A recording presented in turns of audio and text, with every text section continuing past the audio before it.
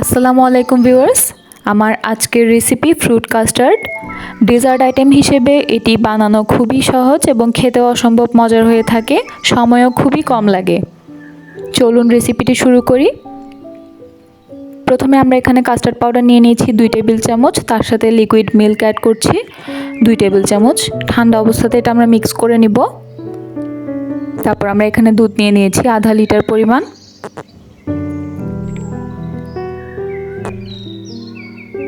এখানে আমরা চিনি দিয়ে দিচ্ছি হাফ কাপ পরিমাণ। কাস্টার্ড পাউডারের মিক্সচারটা আমরা দিয়ে দিচ্ছি এখানে। এখন আমরা হালকা হাতে এটা নাড়তে থাকবো যতক্ষণ না পর্যন্ত ঘন হয়। অনবরত এভাবে নাড়তে থাকতে হবে, দেখবেন টেক্সচারটা অনেকটা ঘন হয়ে আসছে। এরকম যখন চলে আসবে টেক্সচার, তখনই আমরা কাস্টার্ডটা নামিয়ে ফেলবো। নামিয়ে ঠান্ডা করে নিব। চাইলে আপনারা একটু ঠান্ডা হলে ফ্রিজে রেখেও এটাকে ঠান্ডা করে নিতে পারেন। তারপর ফ্রুটসগুলো অ্যাড করতে পারেন। আমি একটু ঠান্ডা হয়ে আসার পর যে পাত্রটাতে কাস্টার্ডগুলো বানাবো ওটাতে আমি ঢেলে নিয়েছি। আপনারা এখানে আপনাদের পছন্দ মতো ফ্রুটস অ্যাড করতে পারেন, ড্রাই ফ্রুটস দিতে পারেন।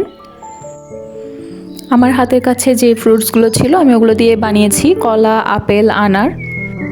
আপনারা এখানে চাইলে আঙ্গুর অথবা আপনাদের পছন্দ মতো ফ্রুটস, ড্রাই ফ্রুটস অ্যাড করতে পারেন। সবগুলো আমি এখানে কিউব করে কেটে নিয়েছি, তারপর এখানে দিয়ে দিচ্ছি। ফ্রুটসগুলো দিয়ে এখন আমরা সব কিছু ভালো মতো একসাথে মিক্স করে নিব। অন্য সকল ডেজার্ট আইটেমের তুলনায় এই ডেজার্টটি আমার কাছে খুবই সহজ মনে হয়, খেতেও খুবই মজার এবং খুবই অল্প সময়ে কিন্তু বানিয়ে ফেলা যায়। সবগুলো ফ্রুটস দিয়ে আমরা এখন সব কিছু মিক্স করে নিব ভালো মতো।